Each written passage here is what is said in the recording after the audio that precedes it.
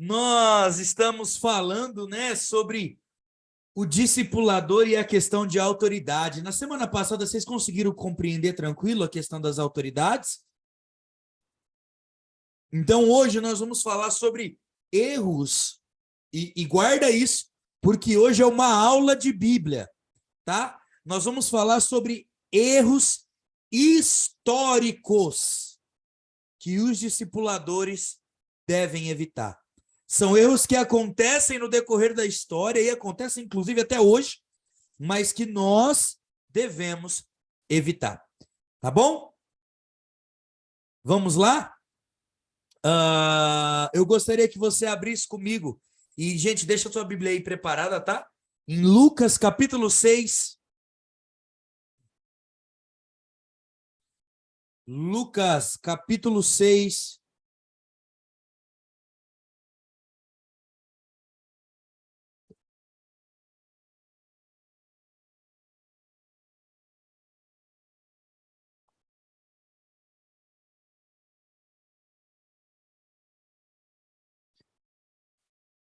Abriram aí? Vou abrir com vocês.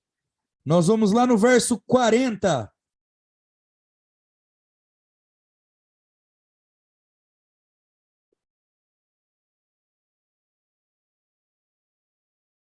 Que aula maravilhosa nós tivemos agora há pouco, né? Sobre o profeta. Bom demais aprender da palavra. Lê alguém pra gente, Lucas, capítulo 6, verso 40, por favor.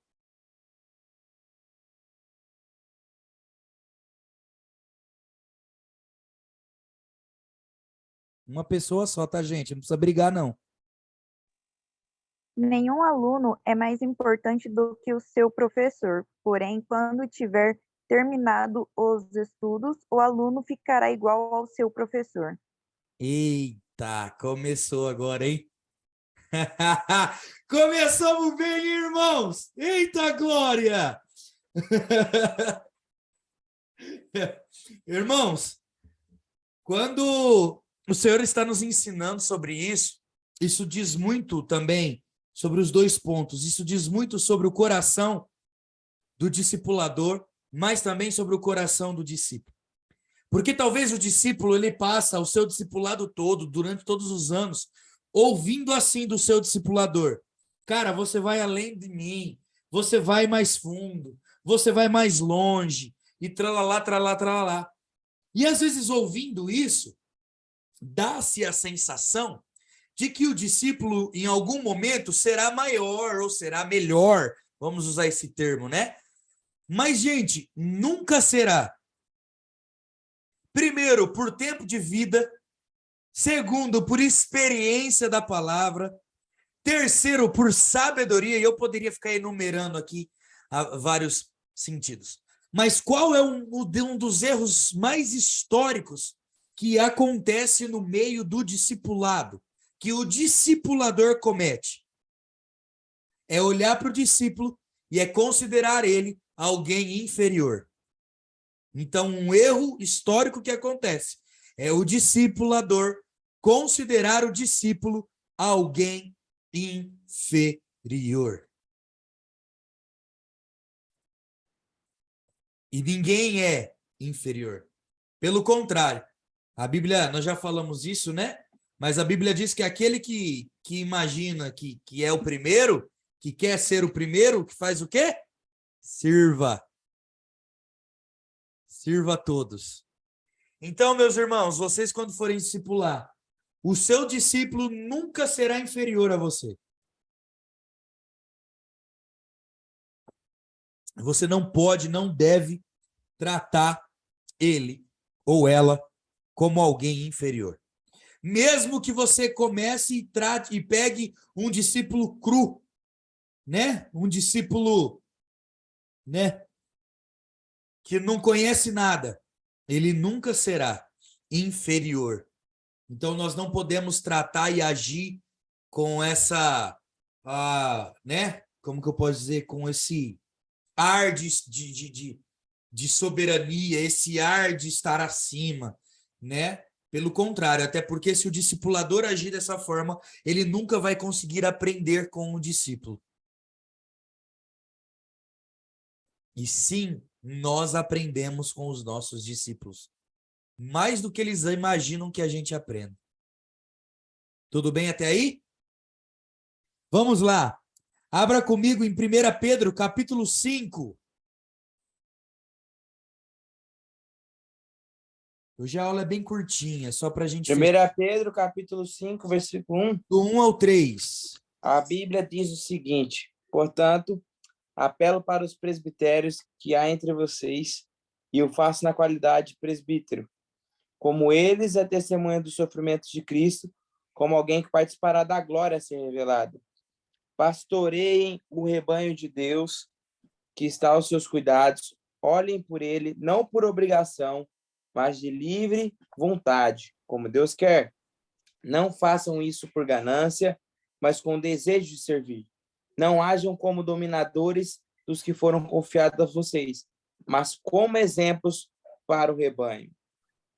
Eu vou ler na minha versão aqui, que diz assim: aos anciãos que estão entre vós, eu os exorto, e sou também ancião com eles, e testemunha dos sofrimentos de Cristo, e participante da glória que há de se revelar. Olha como que Pedro ele continua dizendo: alimentai o rebanho de Deus que está entre vós, assumindo o cuidado dele, não por força, mas voluntariamente, não pela ganância do lucro, mas com o espírito pronto. E ele continua no verso 3, irmãos. Nem como senhores sobre a herança de Deus, mas como exemplo para o rebanho. Um erro que acontece muito grave no meio das igrejas, dos pastores e também dos discipuladores é considerar o discípulo como alguém de sua propriedade. Irmãos, seus discípulos não são suas propriedades. A igreja não é minha, a igreja é de Jesus. Ele é o pastor, ele é o sumo sacerdote, ele é o pastor do rebanho. Eu sou só o jumentinho responsável por ajudar outros jumentinhos a caminhar no caminho do Senhor. Mas por que a gente precisa entender isso? Porque quando a gente começa a ter um vínculo de relacionamento no discipulado, um dos maiores erros que acontece é o discipulador achar que o discípulo é propriedade. Não, você não vai fazer isso, você não vai fazer aquilo, você não vai vestir isso, você não vai vestir aquilo, você não vai ouvir tal coisa, você não vai fazer tal coisa. E lógico, muitas coisas podem aparecer como conselhos. Nós já falamos isso na aula passada. Mas como propriedade, irmãos, ninguém é propriedade de ninguém. Nós temos um único dono, que é o Senhor Jesus. Por isso que a Bíblia está falando, Pedro está falando assim, olha, não como senhores sobre a herança de Deus. Está falando que o papel do discipulador não é ter as pessoas como sua propriedade, mas é entender que eles são rebanhos do Senhor. E o nosso papel é agir apenas como exemplo para eles. Agora, irmão, agir como exemplo, agir voluntariamente, as pessoas seguem se elas quiserem. Se elas não quiserem, elas não vão seguir. Ah, pastor, mas está errado, porque, poxa, a gente dá um bom exemplo, sim, mas sempre será a escolha da pessoa fazer isso. Nada pode ser ou deve ser imposto. Vocês estão entendendo? Então, o discípulo, ele não é propriedade nossa. Ele é propriedade do Senhor. Ele é rebanho do Senhor. E da mesma forma que sim, Deus, por exemplo, nos deu a oportunidade de pastorear, e talvez Deus vai dar essa oportunidade para mais pessoas, a oportunidade do pastoreio, ainda assim, o rebanho é de Deus. As pessoas são propriedades de Deus, não foi eu que morri por elas, foi o Senhor Jesus. Então é um erro gravíssimo, é a gente entrar no discipulado e achar que agora nós teremos, né, o controle total da vida do discípulo. Irmão, guarda isso. O seu discípulo vai fazer o contrário, muitas das vezes, do que você aconselha ele fazer. Mas eu posso aproveitar e te dar um toque, aproveitando enquanto vocês ainda são discípulos, não plantem isso, porque quanto mais vocês plantar isso, mais vocês vão colher no discipulado com os seus discípulos. Quanto menos conselho vocês ouvem dos seus familiares, dos seus pastores, dos seus líderes, mais você vai sofrer lá na frente com as pessoas que você tiver que dar o conselho. Hoje a gente conversa com pais, e é tão interessante porque a gente vai falar assim, os pais falam assim, poxa, pastor, meu filho não me ouve, meu filho isso, meu filho aquilo. E aí eu chego neles e falo assim, interessante, mas como você era com os teus pais? Você ouvia eles? Ah, pastor, eu fui um adolescente muito rebelde, né? Eu tinha dificuldade de ouvir meus pais. Aí eu olho para a pessoa e falo, gente, tudo que você planta, você colhe. Tudo que você planta, você colhe. E isso também envolve no ambiente de discipulado. A questão levantada é quando o discipulador ele começa a achar que ele é dono da pessoa. Quando os pastores começam a achar que são donos das pessoas. Não, as pessoas não são nossa propriedade, elas são de Deus. Pastores não podem exercer controle, não podem exercer domínio sobre a vida das pessoas. Nós apenas conduzimos quem se permite ser conduzido. Da mesma forma, você no discipulado. Você discipula quem se permite ser discipulado. Vocês estão entendendo? Alguma dúvida até aí ou está bem tranquilo? Bem sossegado, né? Isso é muito interessante, né? Porque às vezes o discipulado, gente, ele se torna tão pessoal, tão íntimo, e isso é maravilhoso, tá? É muito bom quando você entra nesse lugar. Mas nós precisamos tomar cuidado e fazer isso de uma forma leve. Por quê? Porque aqui entra o próximo ponto, né? E eu quero que você leia comigo Atos capítulo 15, verso 37.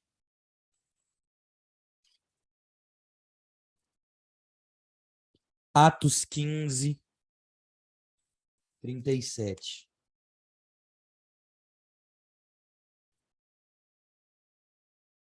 Vamos lá. Leia pra gente aí. Uma das três mosqueteiras lá, ó, a Dona Rose, a Minimone ou a Mone, lê para nós Atos 15, 37.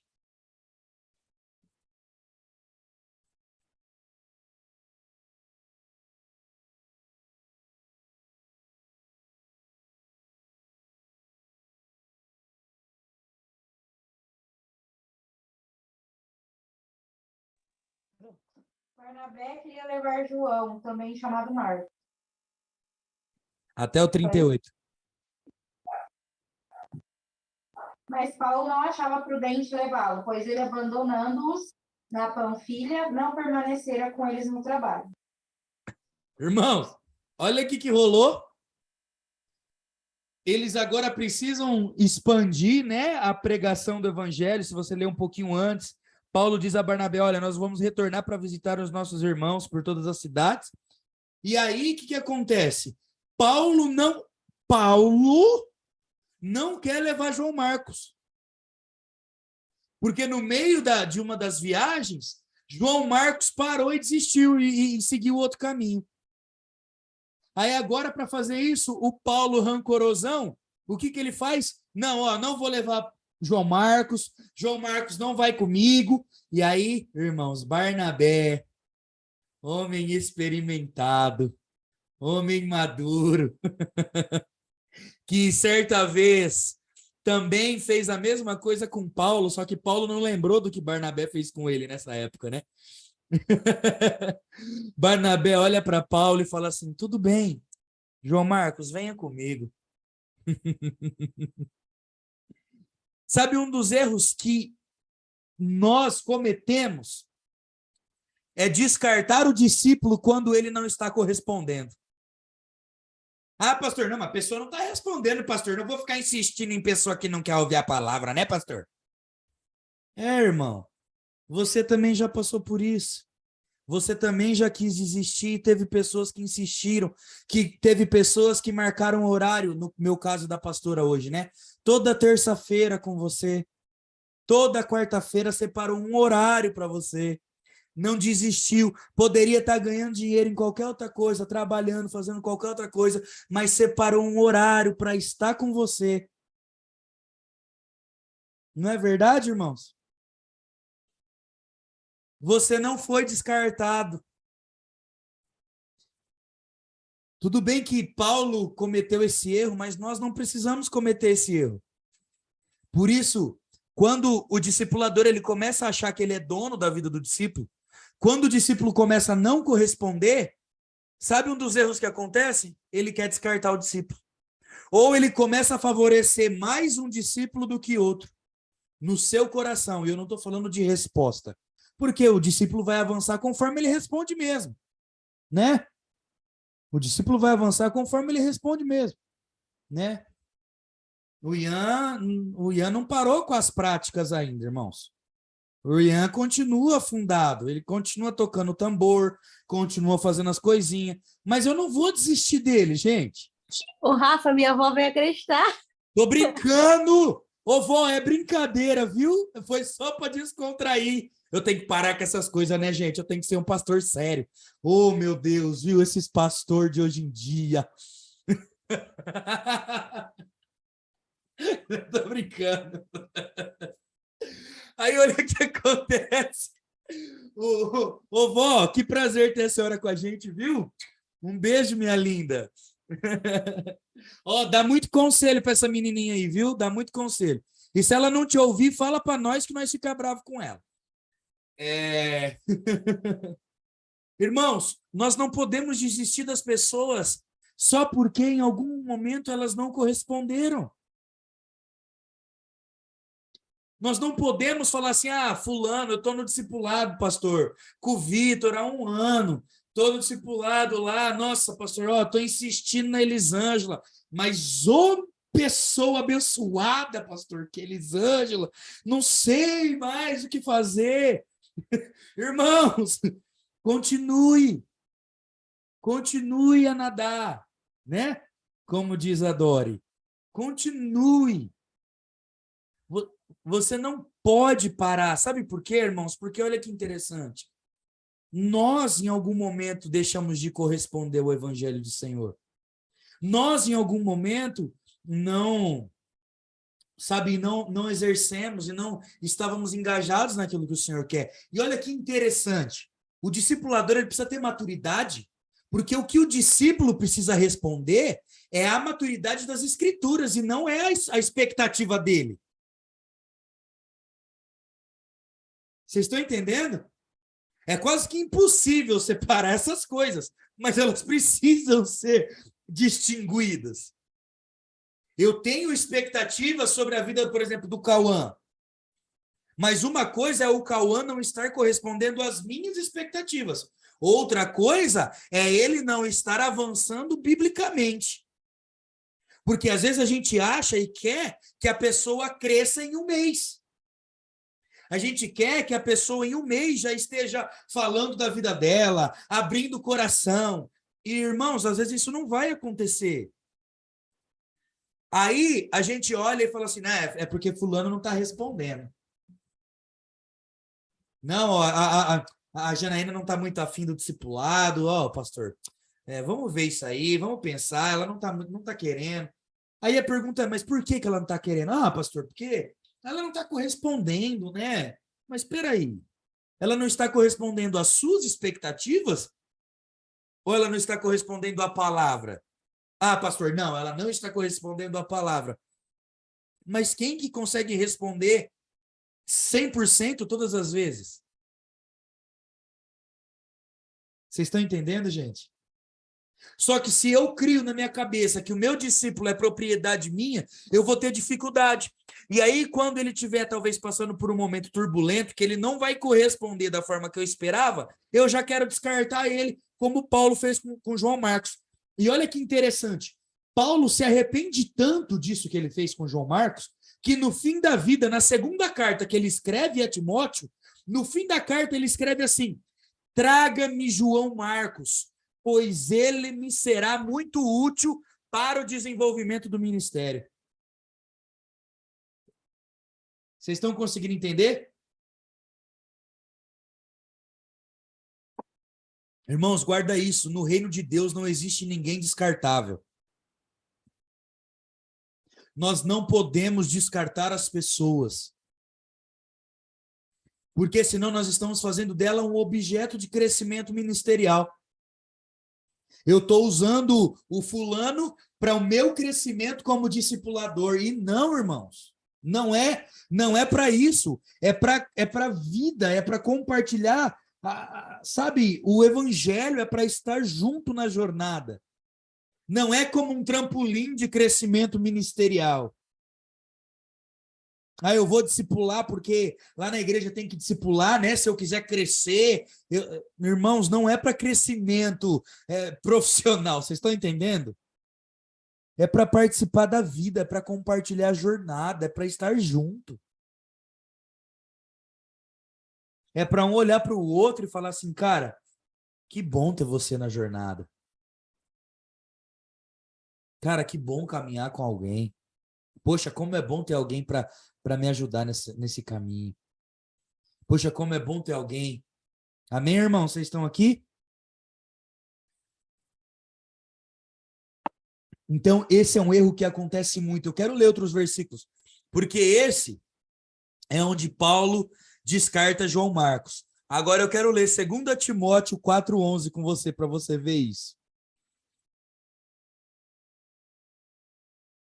2 Timóteo 4,11. Lê alguém para nós aí.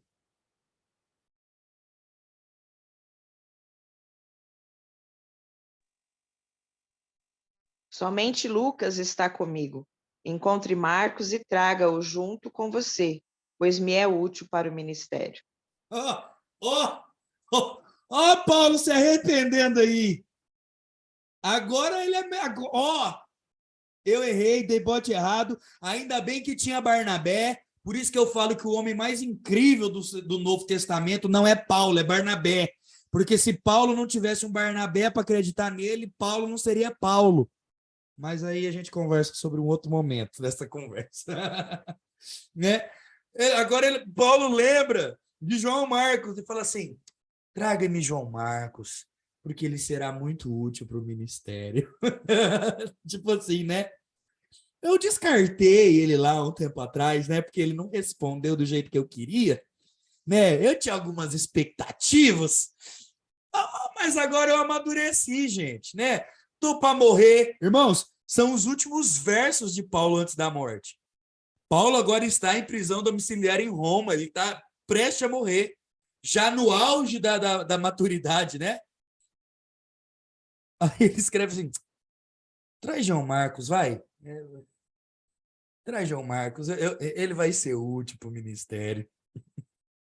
Sabe por quê, irmãos? O conselho aqui é não descarte ninguém, porque lá na frente você vai reconhecer o quão útil talvez aquela pessoa seria para o ministério. O quão útil aquela pessoa seria para a tua jornada. O quão útil aquela pessoa seria para aquilo que Deus tem feito. Pastor, a pessoa me abandonou. Aí é outra história. Nós não vamos desistir dela em oração, não vamos desistir dela em às vezes, mandar uma mensagem, falar, olha, eu estou aqui, mas aqui o contexto não é esse. O contexto é de você desfazer de alguém, de você descartar alguém, porque essa pessoa não está correspondendo. Conseguiram entender, gente? As pessoas não são descartáveis. E eu vou ler com você rapidinho.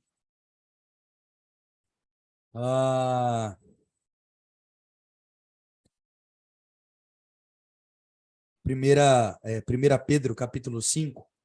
Olha que interessante. Paulo descarta João Marcos. Barnabé traz João Marcos de volta, retorna nas viagens voltando com João Marcos, leva ele junto para o concílio para trabalhar junto. E olha que interessante, 1 Pedro capítulo 5, verso 13.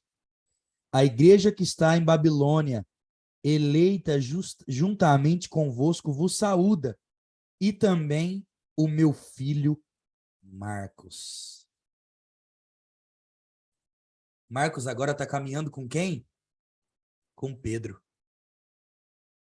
Barnabé traz ele de volta, acredita nele. E agora ele está caminhando com Pedro. Um dos pilares do Novo Testamento e da igreja primitiva. Para vocês entenderem a importância que as pessoas têm e o quão errado é nós descartarmos elas por talvez não corresponderem da forma que nós esperamos. Tudo bem até aí, gente? Tranquilo, né? Bem sossegado. E por fim, eu quero terminar lendo com você Mateus capítulo 5, abra comigo.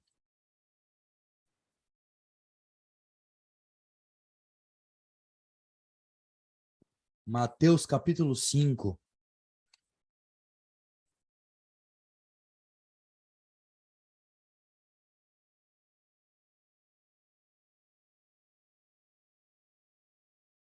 Lá no verso 48, deixa aberto aí.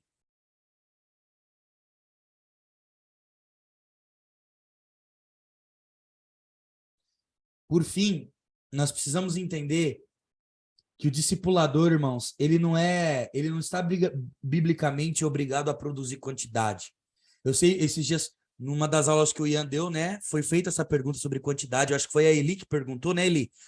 Quantas pessoas uma pessoa pode discipular? Irmãos, eu só às vezes não consigo participar das aulas por trabalho, mas eu assisto todas elas, viu? Eu assisto para ver quem tá, para ver quem não tá, como foi a aula, como deram a aula. Irmãos, eu tô online. E eu lembro que uma dessas aulas, aí ele perguntou até quantas pessoas, né, se pode discipular. E eu lembro que o Ian respondeu de uma forma bem legal. E eu quero até selar isso, porque esse também é um erro que se comete muito. Por que que nós caracterizamos, né, a questão do M12, do G12, né, como visões extremamente, e me perdoe, tá, o termo, mas destrutivas para a pessoa? Porque, irmãos, se uma pessoa não vive do ministério, é impossível ela conseguir cuidar de 12.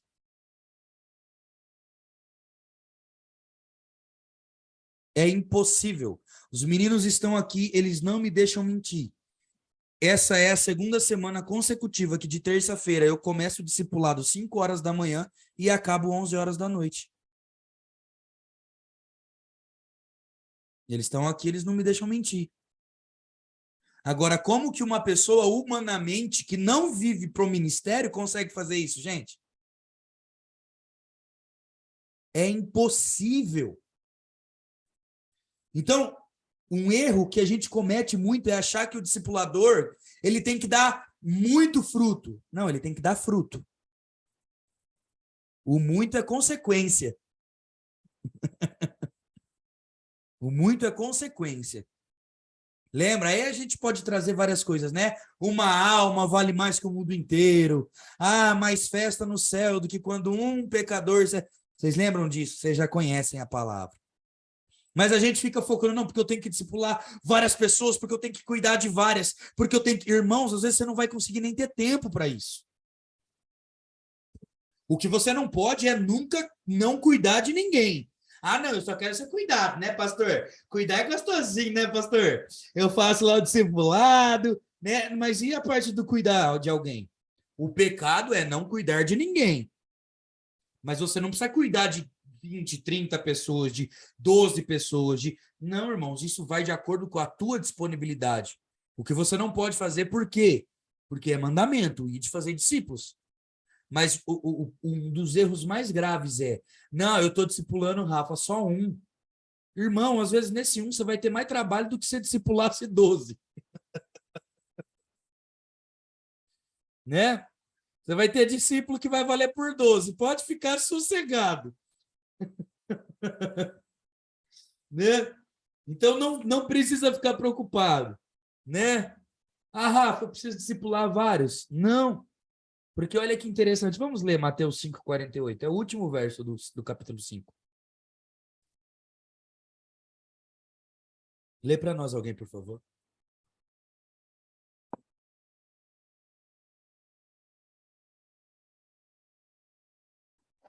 Posso ler? Sim. Portanto, sejam perfeitos, assim como é perfeito o Pai de vocês, que está no céu. Olha isso. O discipulador ele não é obrigado a produzir quantidade. Ele tem a responsabilidade de obter qualidade no seu discipulado. É a mesma coisa de oração. Ah, pastor, eu orei 2 horas hoje. Cara, o que você orou? O que Deus falou com você? Ah, pastor, eu orei. Ou talvez aquele dia que você só teve 15 minutos para orar.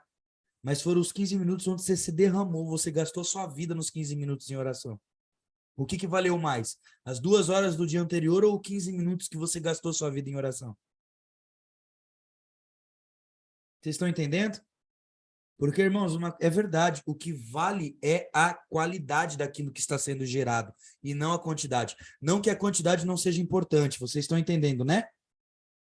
Mas no caso do discipulado, é muito melhor e mais eficaz você obter qualidade no teu discipulado do que quantidade.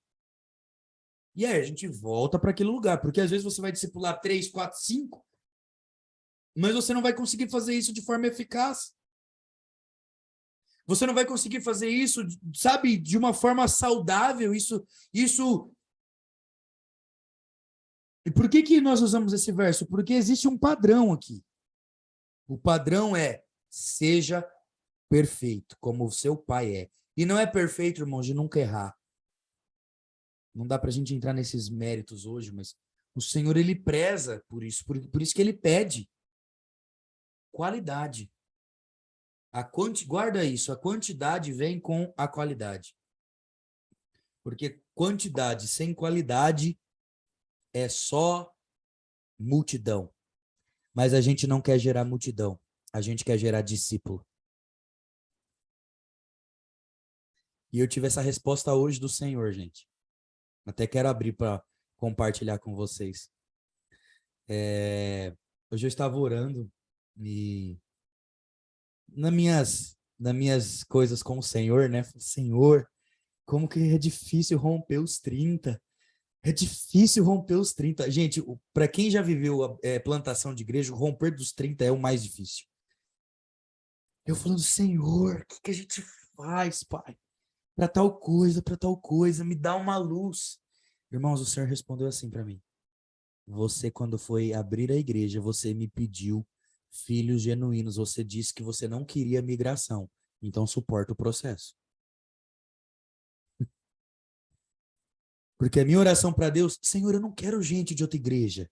Eu quero o evangelho sendo pregado. Eu quero aqueles que nunca conheceram a Cristo e eu quero aqueles que estavam longe da comunhão em família. São esses que eu quero. Aí o Senhor me lembrou da oração que eu fiz. Aí eu falei, poxa vida, né? Podia ter deixado essa passar, Senhor. Nós já estaríamos aí com 150 pessoas brincando. O Senhor me lembrou disso. E eu cito para falar com vocês sobre isso, porque, irmãos, mas isso me trouxe tanta paz. Porque o Senhor, irmãos, o Senhor, sabe, o Senhor não está preocupado com a multidão. O Senhor nunca estabeleceu nada na multidão, o Senhor estabelecia no discipulado. Era na mesa. Vocês estão entendendo? Então, o teu discipulado, ele precisa ter qualidade, não quantidade. Você não precisa ficar preocupado em discipular 20 pessoas. Você precisa estar preocupado e preocupada em, quando você começar a discipular, fazer o teu discipulado da melhor forma possível. porque é essa qualidade que vai gerar uma quantidade genuína de discípulos, não de multidão. Nós queremos pessoas engajadas no trabalho. Nós queremos pessoas engajadas com o evangelho do reino. Nós queremos pessoas que manifestem aquilo que o Senhor designou para elas. E não só a multidão, que vai no culto de domingo, levanta a mão e fala, né, glória a Deus. Vocês estão entendendo? Então, irmãos, essa foi a resposta que eu tive de Deus hoje. E que, por sinal, calhou muito com a aula. Calhou muito com a aula. A gente fica querendo ver quantidade, né? A gente fica querendo ver multidão. Mas, irmãos, muitas das vezes a multidão ela vai mais atrapalhar do que ajudar. Vocês estão entendendo? Então, você, discipulador, discipuladora, futuro discipulador, futura discipuladora, não caia no erro de achar que você tem que discipular muitos. Isso talvez vai acontecer com alguns aqui, que em nome de Jesus nós traremos para o ministério, mas você precisa focar em ter e obter qualidade no seu discipulado.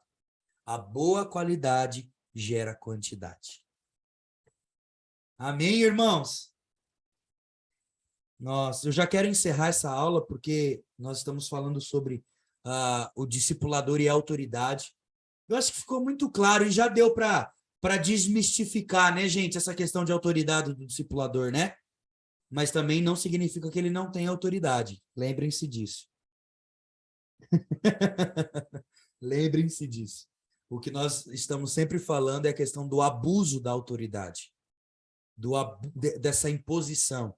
Então, nós gastamos 2 aulas para explicar. A primeira eu falei mais profundamente sobre esses tipos de coisas, e agora estou falando sobre erros que talvez você vai cometer, que talvez eu vou cometer, mas que nós não podemos cometer no nosso discipulado. Por quê? Porque isso envolve autoridade. Amém, gente? Na semana que vem nós vamos falar sobre o discipulador e as metas.